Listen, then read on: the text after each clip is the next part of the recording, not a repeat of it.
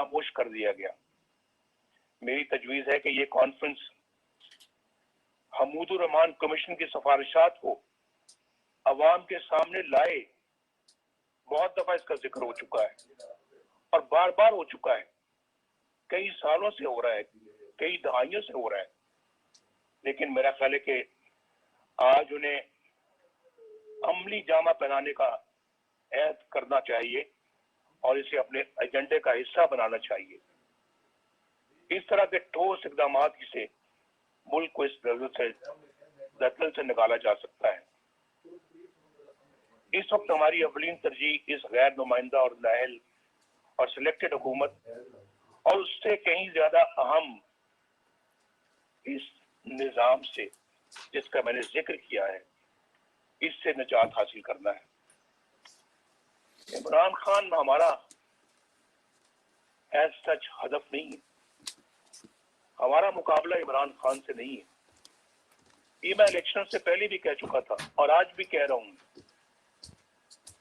आज हमारी जदोजहद इमरान खान को लाने वालों के खिलाफ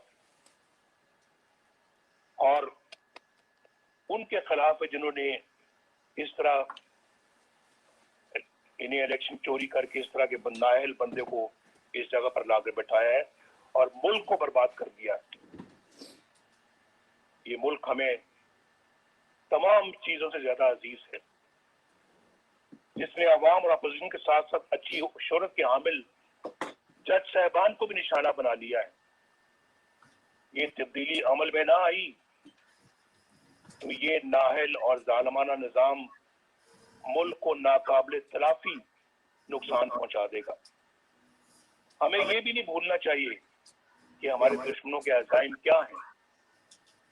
उनके अज़ाइम को नाकाम बनाने के लिए मजबूत मईशत के साथ साथ मजबूत दिफाई निजाम की भी जरूरत है।